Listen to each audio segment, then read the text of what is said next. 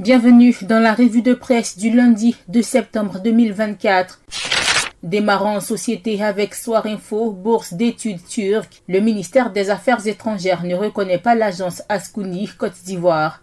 Dans un communiqué signé le 28 août 2024 et rendu public via Facebook le 30 août 2024, le ministère des Affaires étrangères, de l'intégration africaine et des Ivoiriens de l'extérieur décline toute responsabilité quant aux bourses d'études en Turquie, organisées par l'agence Ascouni Côte d'Ivoire. Par conséquent, le ministère invite le public à plus de vigilance, prévient le communiqué. Toujours au Soir Info METEFPA, concours d'entrée dans les établissements publics de formation professionnelle, la vigilance est recommandée aux surveillants. Du côté du mandat 12e conférence sur le changement climatique et le développement, Assaoré réclame 59 290 milliards de francs CFA par an promis à l'Afrique.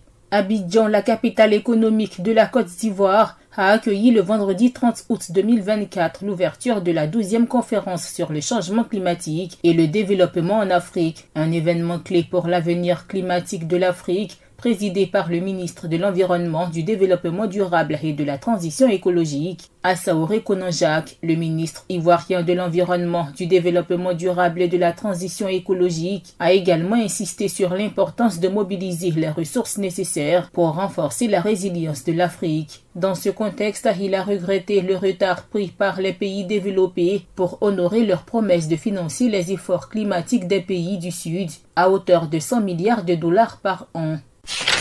En économie, le nouveau réveil parle de la fluidité du trafic à Abidjan. L'échangeur Shinzo Abe Solibra phase 2 inauguré.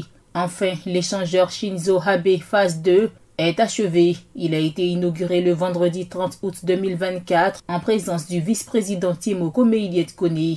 Situé au carrefour Solibra, ce pont vient apporter une réponse aux embouteillages, surtout aux heures de pointe. Le vice-président ivoirien s'est réjoui de l'ouverture de cet ouvrage capital à la mobilité urbaine. Le Jour Plus s'intéresse au 4e pont et Y4, étude d'impact environnemental et social. Tous les détails sur les communes et quartiers concernés. Politique, dynamique économique et commerciale en Afrique. La Côte d'Ivoire classée Première Nation. Le Patriote Fraternité Matin et le Jour Plus rapportent qu'après un bref séjour à Paris, le président de la République de Côte d'Ivoire est rentré à Abidjan hier. Le président de la République Alassane Ouattara a regagné Abidjan hier dimanche 1er septembre 2024 après un bref séjour en France. Lors de cette visite parisienne, le chef de l'État a été reçu pour un dîner à l'Élysée le vendredi 30 août 2024 par le président français Emmanuel Macron. Au menu de leur discussion autour d'un repas de soir, la sécurité régionale, la présidentielle à venir en Côte d'Ivoire. Un dîner détendu et cordial avec leurs épouses respectives.